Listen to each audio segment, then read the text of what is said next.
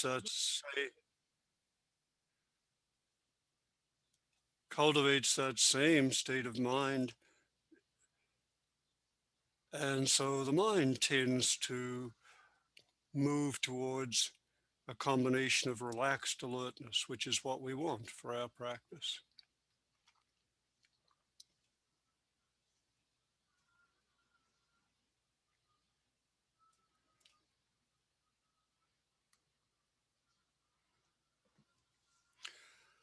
Let's begin by uh, chanting in English the four immeasurable aspirations.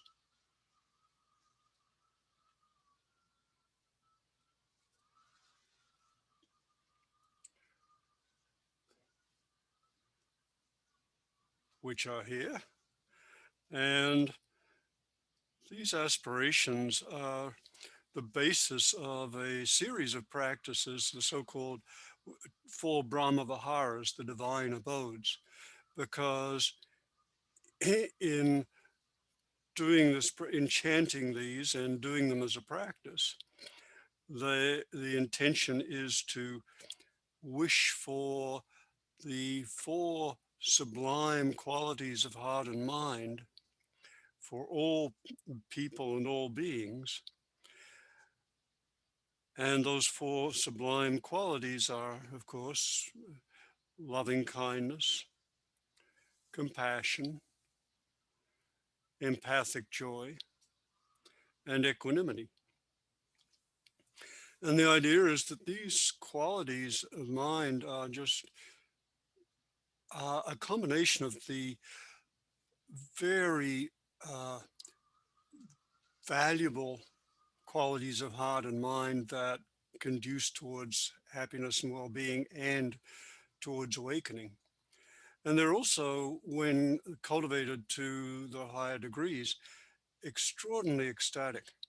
So were we in retreat and doing a retreat on the Brahma Viharas, we would literally repeat these wishes every waking moment.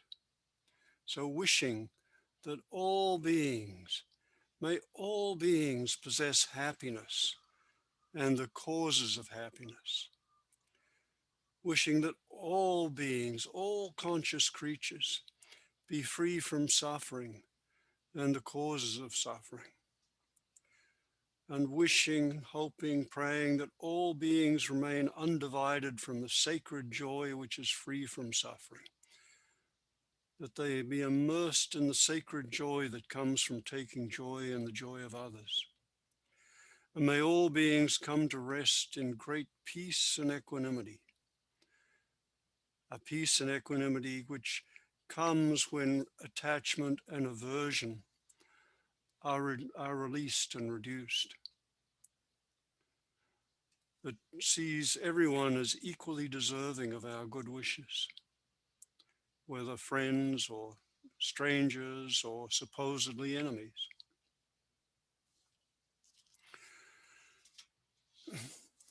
And there's a very beautiful quality about the these these aspirations are based on a very extraordinarily important principle of mind that's really worth knowing, which is that what we intend for another, we tend to experience ourselves. So if we intend happiness for other people, we automatically tend to feel happiness ourselves.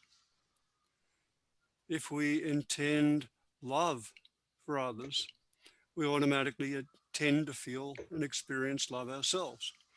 So the beauty of these practices, or one of the many beauties, is that by intending these qualities for others, for hoping they have them, for praying they have them, from aspiring to give these qualities to others, they are elicited in our own hearts and minds. As part of a larger principle that the mind takes on the qualities of whatever we attend to, which is why wise attention, one of the eightfold noble path, is such a powerful and strategic practice. Whatever we put into some of us are very careful with our diets, what into our mouths, But the teaching of wise attention is that it's equally important, or more important actually, to be cautious with what we put into our attention, into our minds. So with these practices, we deliberately bring to mind and wish for others the sublime qualities of love, compassion, empathic joy, and equanimity.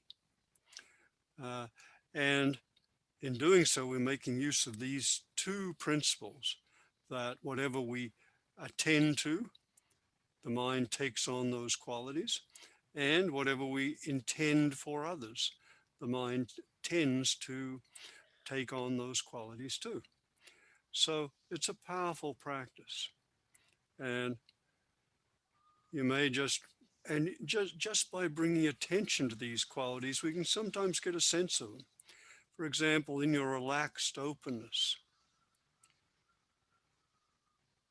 just see what happens as I mention these qualities.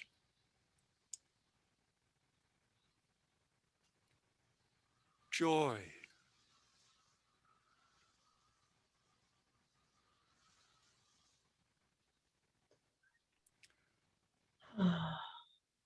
love,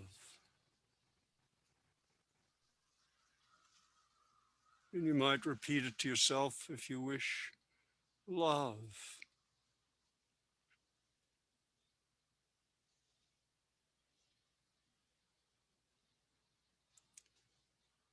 compassion, care and compassion,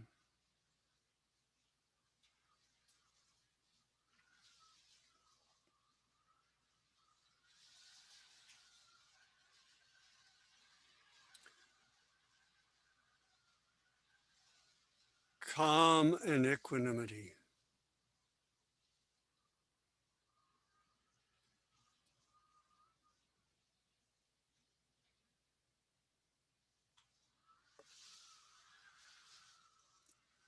Beautiful. Maybe just to give us all some feedback, found if you found that on simply saying or thinking these qualities, they came to mind, just raise your hand, physical hand, so we can get a sense of how for how many that occurred.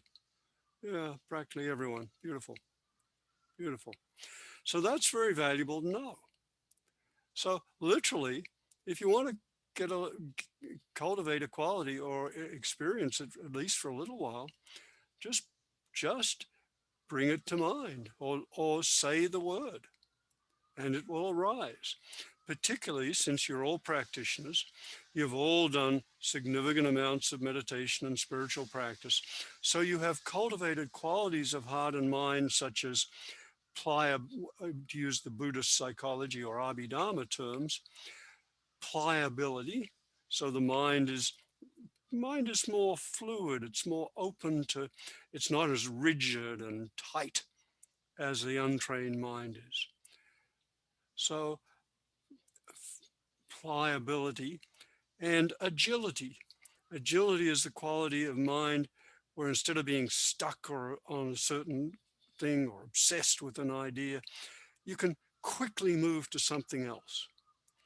And those are qualities that build automatically with meditation and spiritual practice. They're two of the so-called healthy mental factors in the classic Buddhist psychology.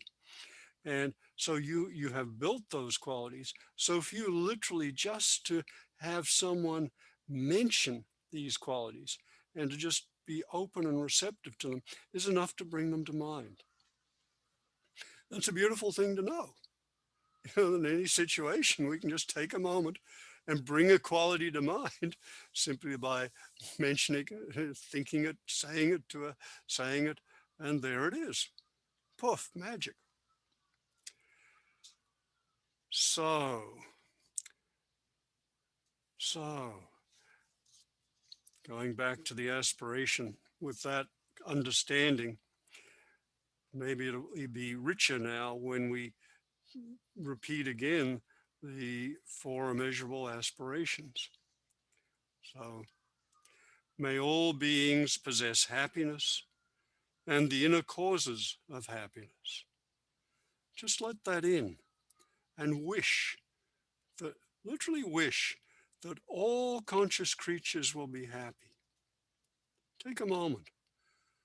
Open your mind, open your awareness to all conscious creatures, all people of all places and races and types and kinds, and all conscious creatures, and just wish, take a moment to wish them happiness. Wish them loving happiness.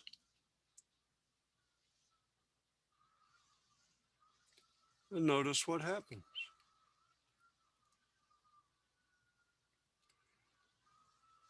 And may all beings be free from suffering and the inner causes of suffering. This is care and compassion. And just take a moment to hold all conscious creatures in your awareness and wish that just as you want to be free of suffering, so too may their wishes be fulfilled. May they be free of suffering.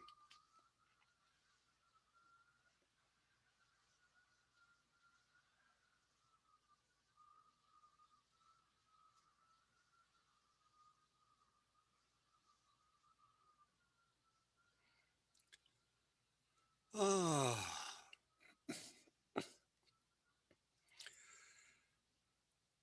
And may all beings remain undivided from the sacred joy which is free from suffering. So we're wishing, holding all beings in mind and wishing them joy, that their joy may increase.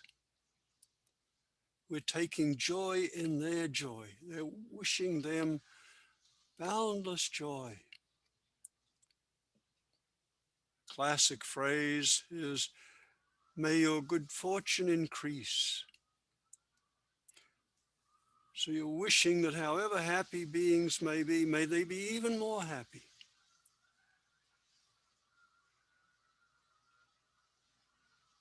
And notice how you feel.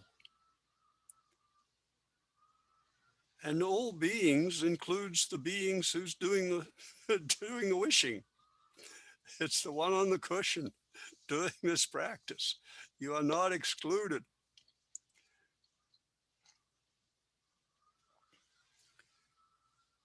So may all beings, may your joy increase.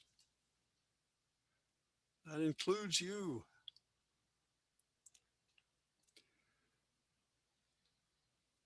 On holding all beings in mind,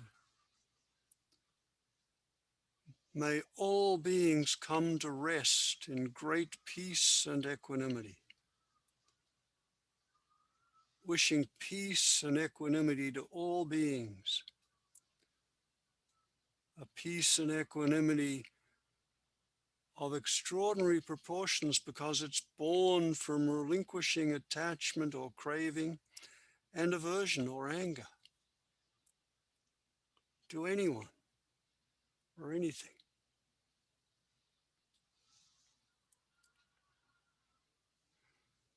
So wish peace for all beings and equanimity, imperturbability of peace.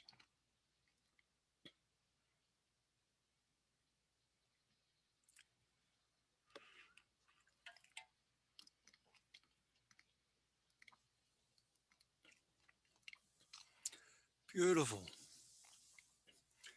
Beautiful. And just take a moment to explore the qualities of mind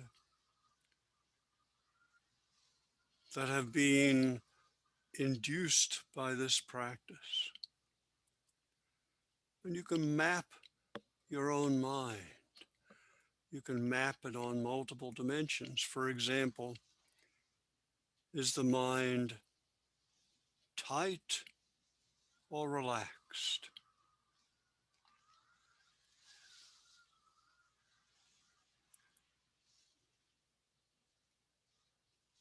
Is it agitated or calm?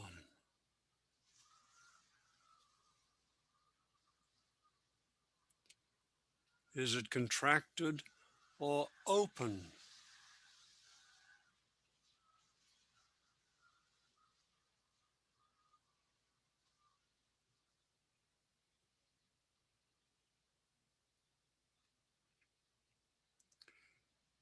Is it dark or light?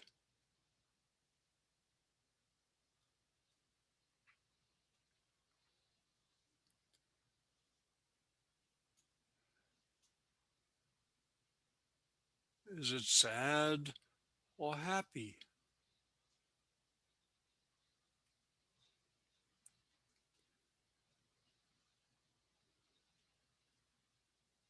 Is it labile or equanimous?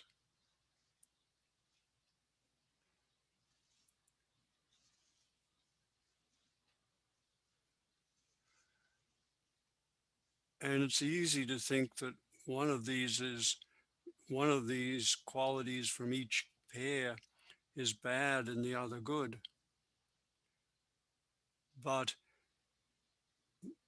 equanimity allows us to rest in the peace that can contain both sides of these polarities.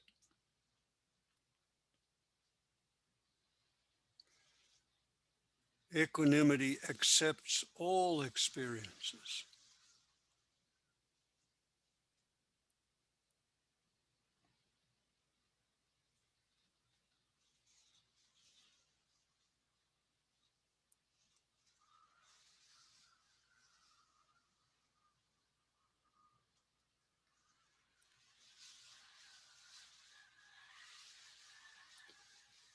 So open to all experiences, whatever state your mind is in, whatever's happening, let it be okay.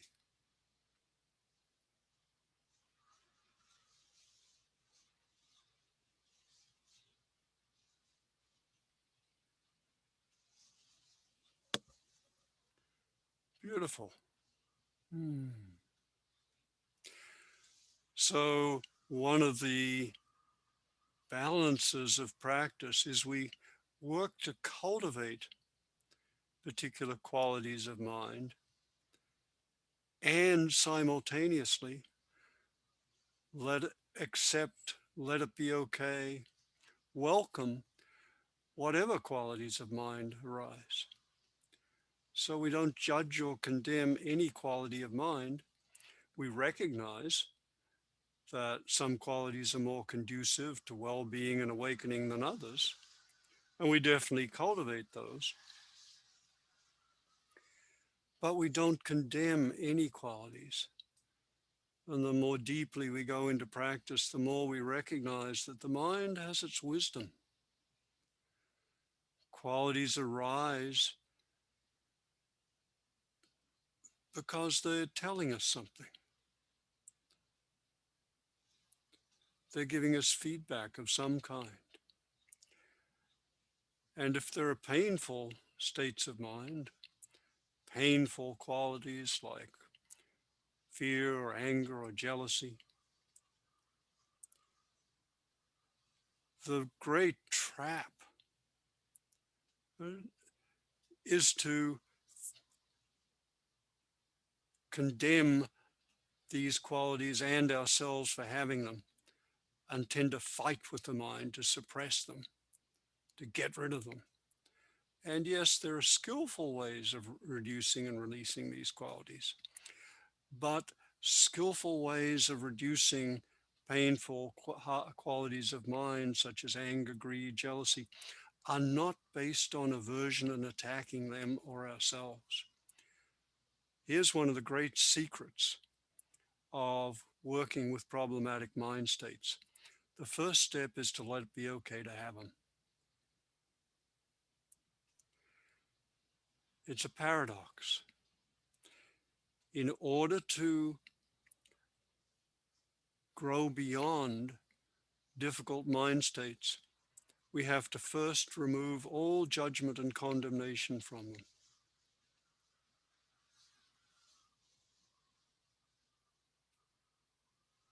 Yeah, let that sink in.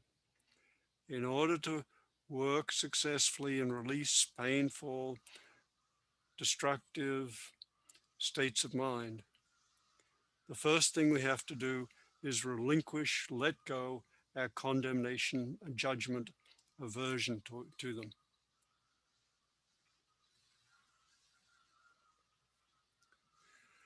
And so much of our suffering is caused not by the primary experience, but our reactions to it, by our judgment, condemnation, attack. We get angry and then get angry that we're angry. We get scared and become afraid of our fear, and it builds. And it really is one of the great secrets, and it just opens all possibilities when you realize that the way to be free of painful state emotions, motives, states of mind is first to relinquish all condemnation, judgment on themselves, to accept that this is the way things are, this is the way we in our minds are in this moment, and to welcome them even because their arising is essential for our healing. Problematic, challenging qualities of mind remain in the mind as long as we're unwilling to experience them. In fact, here are two principles of mind that are really worth knowing. First is whatever you're unwilling to experience in the mind sticks around until you are willing to experience it.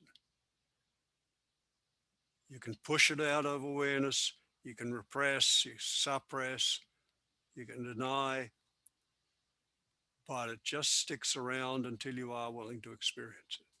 So first thing, whatever you're unwilling to experience sticks around in the mind until you are willing to experience it. Second principle, whatever you're unwilling to experience runs your life, because your life has to be spent avoiding situations and people who evoke that experience. So it's hard to overemphasize just how important acceptance is as part of psychological well-being, psychological growth, and spiritual well-being and growth.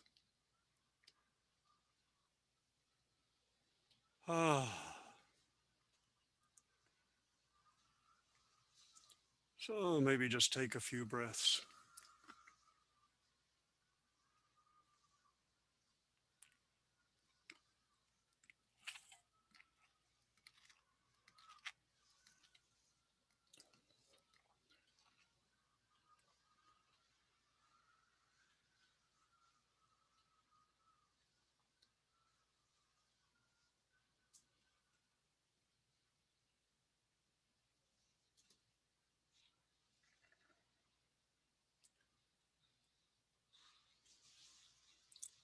And notice what you're experiencing. Notice the state of mind. And whatever comes into the mind, just say gently to yourself, welcome.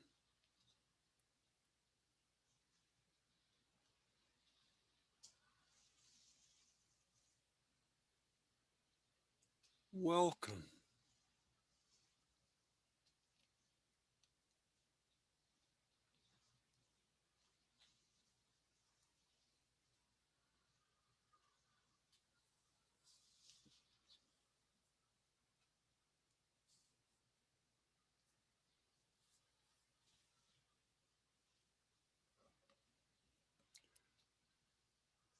Any experience at all, welcome.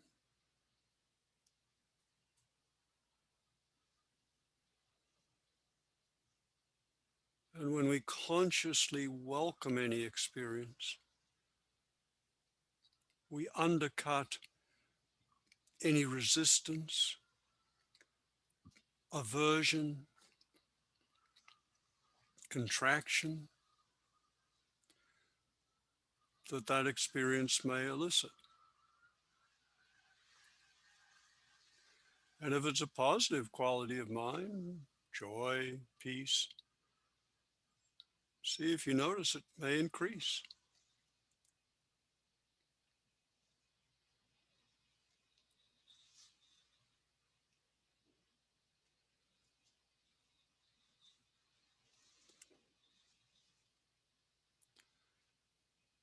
So, acceptance and welcoming each experience that arises is like a universal, uh, it's kind of like awareness or mindfulness. If we're mindful, then mindfulness has three qualities. It, it identifies the object of awareness.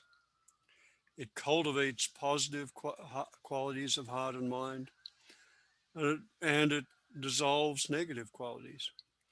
Welcoming is the same. It combines awareness with something more, an undercutting of all resistance, all contraction, uh, an undercutting of aversion to each experience.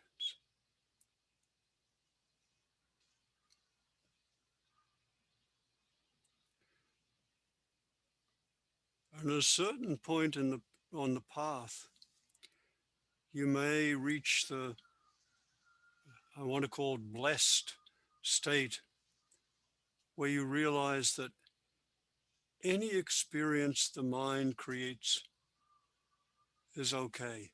You don't have to contract and fear any experience the mind creates,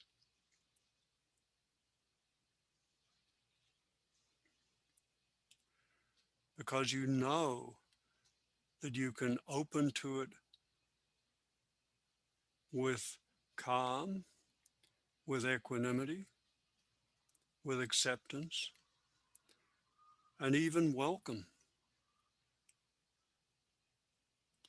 And that is an extraordinarily freeing state, because the great tragedy is that the vast majority of people live in fear of their own minds, and their lives are devoted to constant distraction to ensure they're never left alone with their own minds. So there's extraordinary freedom that comes from these very simple practices of acceptance, opening to, welcoming, and learning from each experience.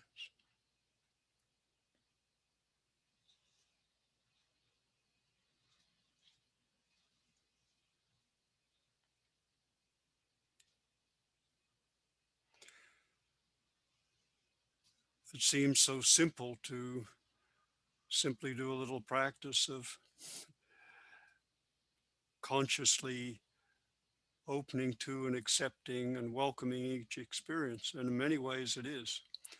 But one of the things we've all learned on, on the spiritual path is that simple can be very profound. And to simply open to and accept this experience right now and welcome it cuts through layers of conditioning and contraction and aversion, and deconditions our negative associations to old memories, pains, traumas, patterns.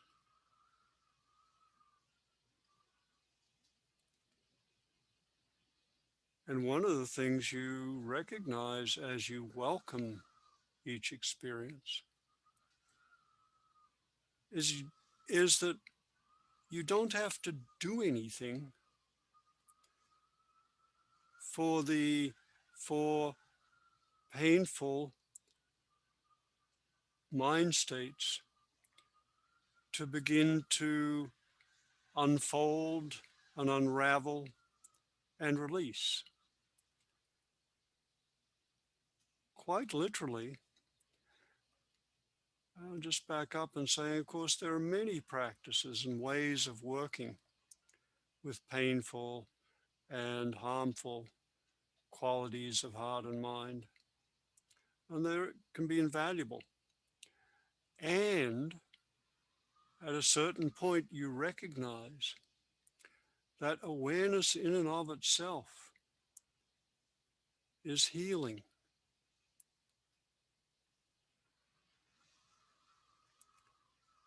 That welcoming, opening to all each experience. All we have to do is relinquish resistance and bring and allow experiences into awareness for them to be healed, because old traumas and pains and contractions and conditionings only remain as long as they're hidden in unconsciousness. Consciousness is healing.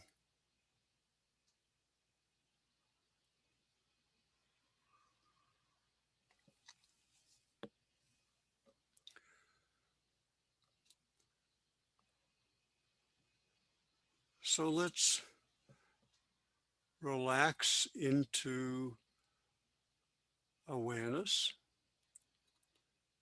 Again, the back straight, the rest of the body relaxed.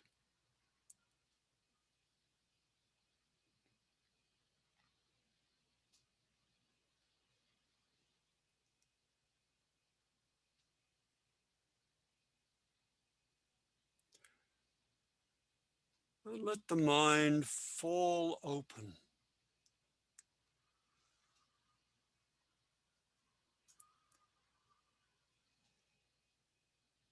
And notice that there is awareness.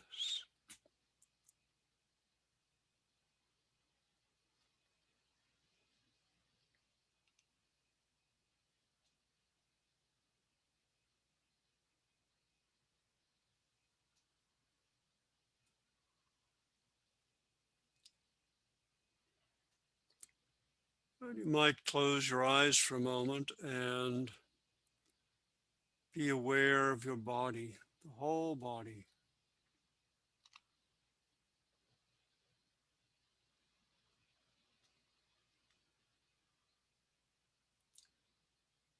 And use your attention to direct or focus awareness in various aspects of the body. So you deliberately bring awareness to each part of the body.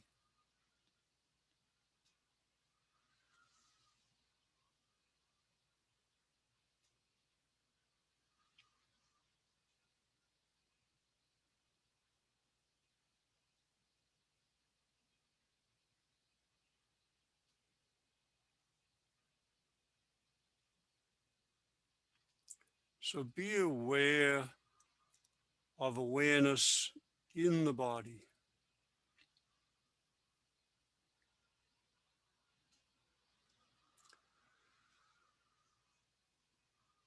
Notice awareness in the body. And now notice the body in awareness. Notice the experience of the body within awareness.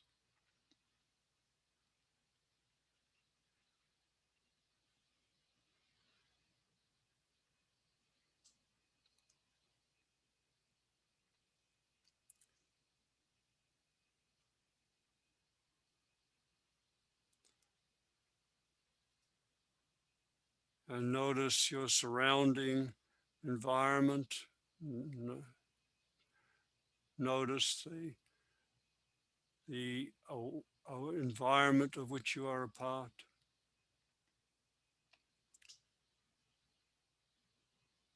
Notice let awareness roam through that environment.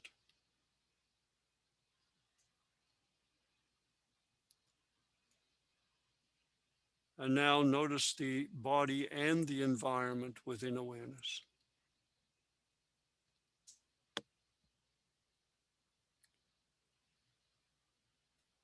And notice that everything is arising within awareness.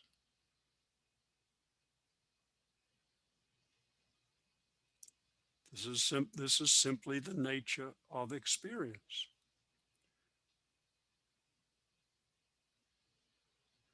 Everything arises within awareness.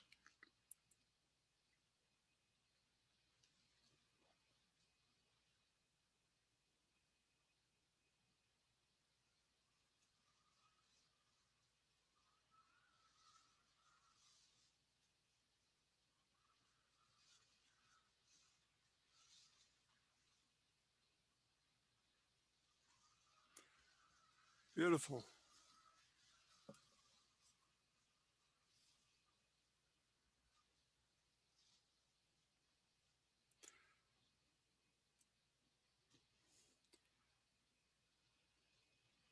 And notice that what is in that awareness is not only the body and the environment and the physical universe, but also within awareness is the mental universe. Thoughts, images, emotions, fantasies.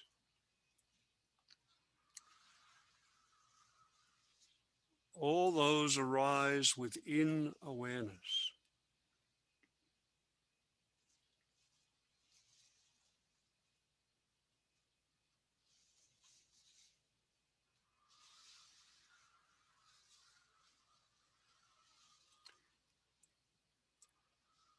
And if we are aware of these as they arise, they simply arise, stay a moment, and pass away in the great open sky of awareness.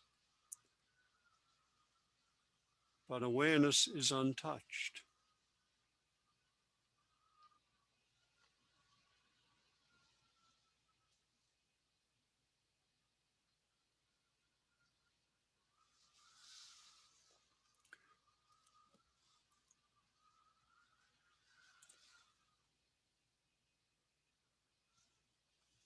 And you may sense that you are arising or are present within that awareness. So let's take a moment to look. Look for that self. Let awareness roam around in your legs and see if you can find a self there.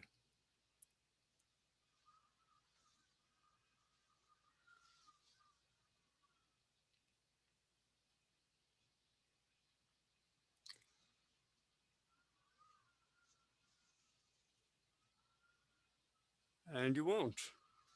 And let awareness roam around in the pelvis and abdomen and see if there's a self, you find a self there.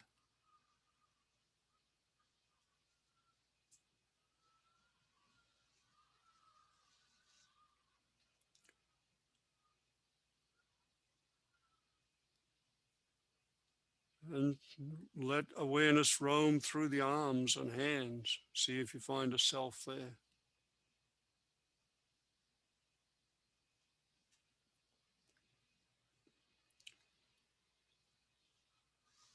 And let awareness roam through the chest and see if you find a self there. And you may find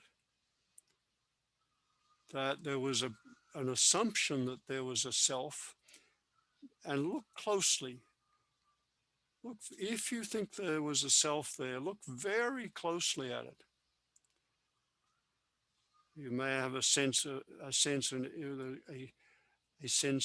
or something that you were presuming was a self. Look closely and you'll probably find a sense of tension, contraction, but no self.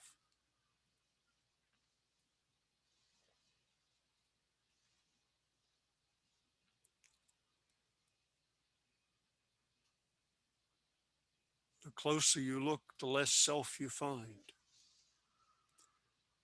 And look in your head, let awareness roam through your head for any self. And there may have been an assumption that there was a self behind the eyes somewhere, but look closely.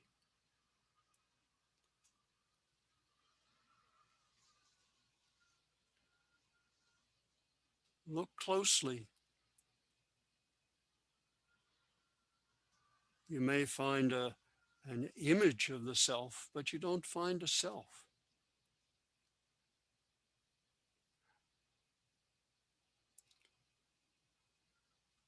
And what one discovers is that the ego is an unexamined presupposition.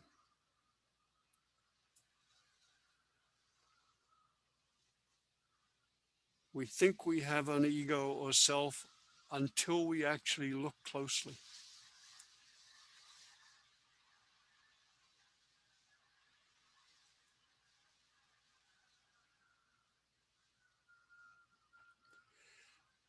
So, having recognized there is no self there, what is left? Well, what is left is awareness, your true identity. What is left is awareness and experiences arising within awareness. And if self has any meaning at this stage, then you are that awareness.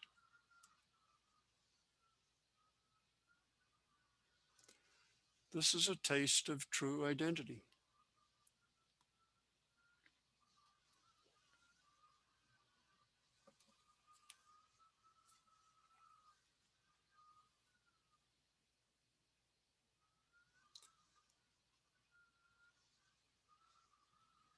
You can literally explore your way into the recognition of your true identity by simply looking directly at experience as it is and not as we presume it to be. By looking at what you assumed was yourself, but turns out simply to be a mental construction.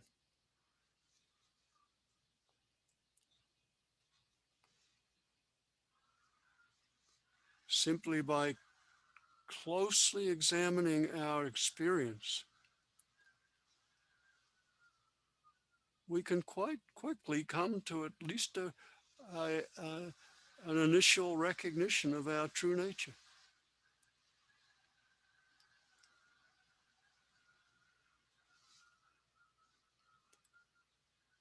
Beautiful.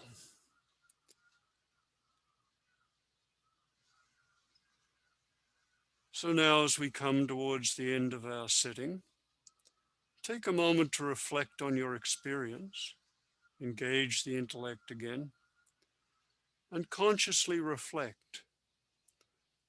Reflect on two things. Were there any insights that emerged that would be valuable to remember? And if so, you might like to give them a name so they can be pegged and easy to remember.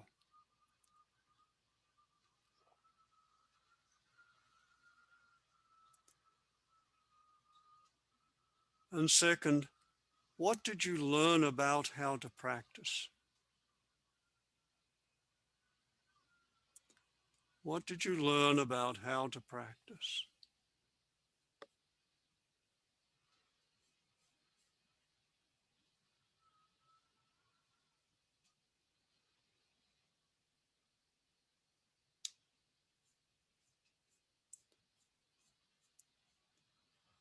Beautiful.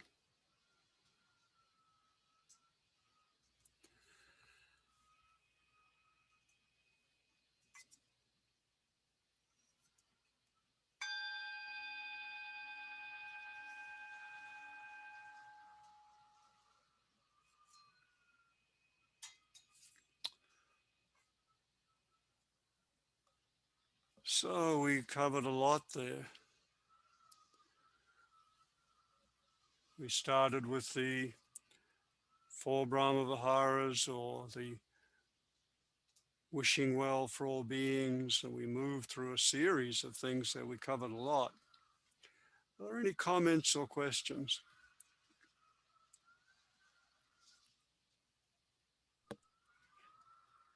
Any questions you can type in the chat, either to everyone or directly to me.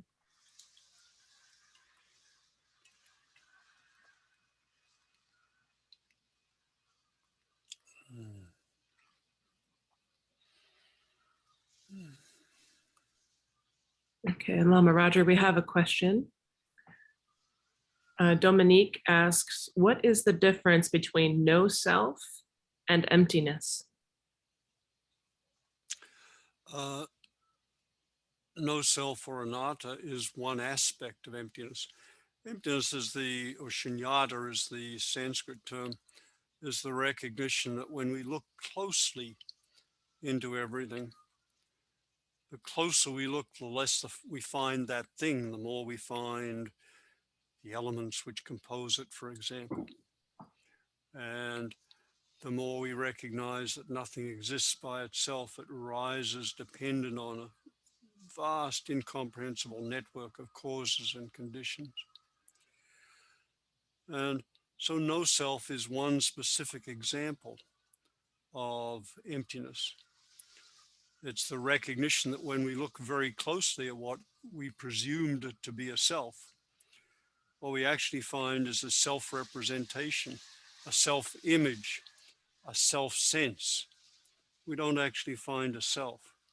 So it's a very specific example of the more general principle in the evolution of Buddhism. And the first turning the Theravadan tradition, one of the key recognitions, the three qualities of reality that are profoundly important to recognize.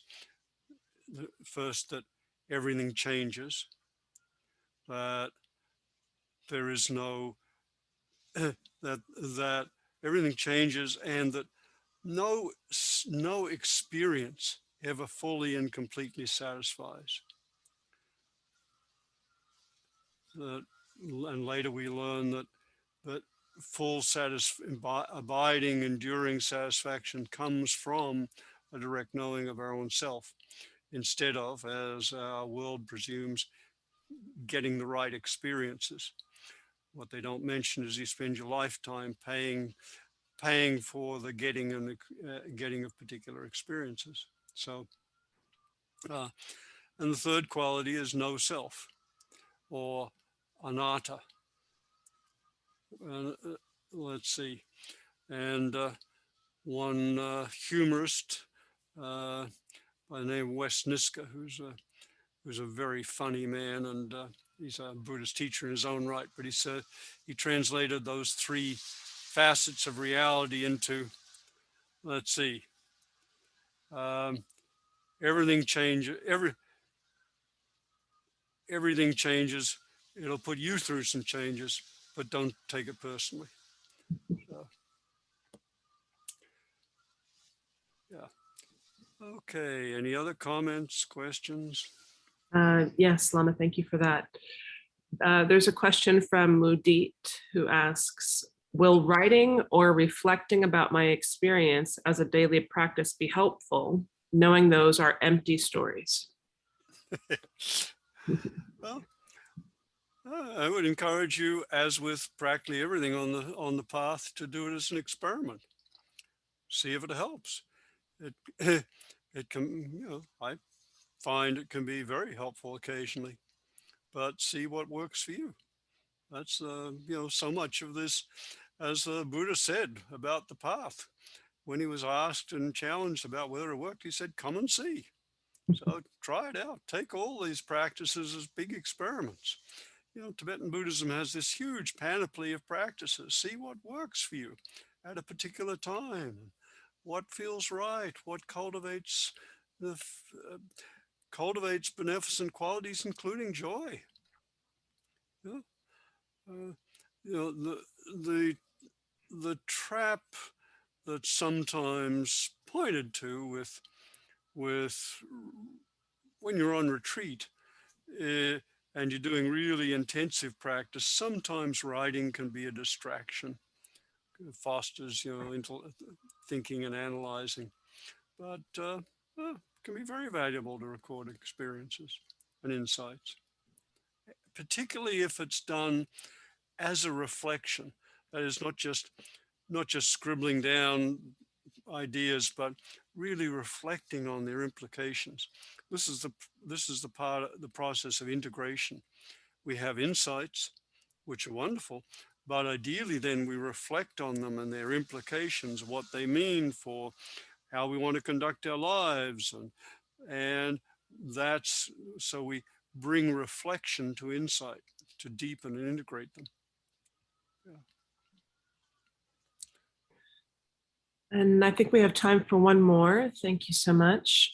Eddie asks, first says, thank you. The welcoming technique is very powerful. Any other insights for dealing with the emotional intensity of the moment? Oh, there are lots. Let's start with very simple ones. If there's an emotion, if there's emotional intensity, if possible, stop. Give yourself some time to really be with the experience and don't just power through whatever's going on. Uh, Second, take some slow, deep breaths. There's nothing. Yeah. Open to the experience. So breathe, relax, release. What normally happens when we have challenging experiences is the mind and body contract, and that just creates more aversion. So take a moment to relax and release. If they're really overpowering experiences, if they're intensely agitating, perhaps you want to move. You know, move, dance, stretch, run. You know, there. What when you want to find again the principle of practice as experiment. Find what works for yourself. The general principle is that the more intense the experience that you're working with, the more it's appropriate to use intense ways of dealing with it. So if there's intense agitation, for example, fine, maybe you move, you run. If for more subtle challenges, maybe you can bring more subtle strategies to them. This is the so-called principle of increasing subtlety. As you go on the path, the experiences and challenges get more subtle generally, and the preferable ways of working with them become more subtle. So if you can do it, simply stop as soon as you notice a challenging experience, open to it, and explore it. What's this about? What's going on? What exactly am I feeling? What do I feel compelled to do? And if possible, and then you can apply antidotes if you wish. If there's anger, you can bring to mind someone you love and bring loving kindness to mind. A whole slew of antidotes. And then ideally, in a certain phase or with less intense experiences, all we have to do is stop, open to the experience, welcome it, and let it do its dance in awareness, in which will inevitably begin to unravel and unfold and release. So those are some practices. Let's see, I think we are within a few seconds of coming to the end of our time. So let's take a moment to make use of the principle we spoke about at the beginning, the fact that what we intend for others, we tend to experience ourselves. So let's take a moment to think of all the benefits we've received from this practice session together and offer them to all others. Sounds a little crazy. We spent an hour working to cultivate these qualities. Why the hell would we give them away? but we intend to give them away, knowing that strengthens them in their own hearts and minds. So take a moment to reflect on all that you've heard and open to and seen and learned and recognized,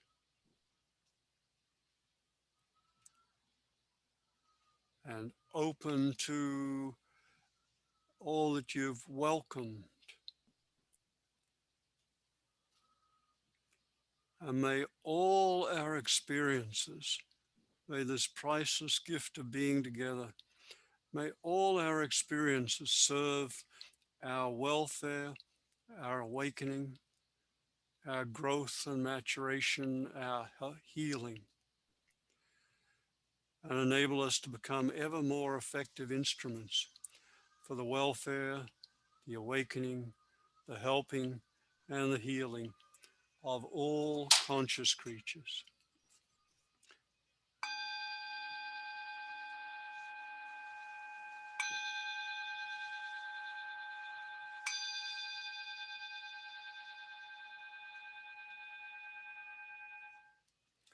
Beautiful to see you. Have a wonderful day. Thank you, Lama, so much. Be well, everyone. Mm.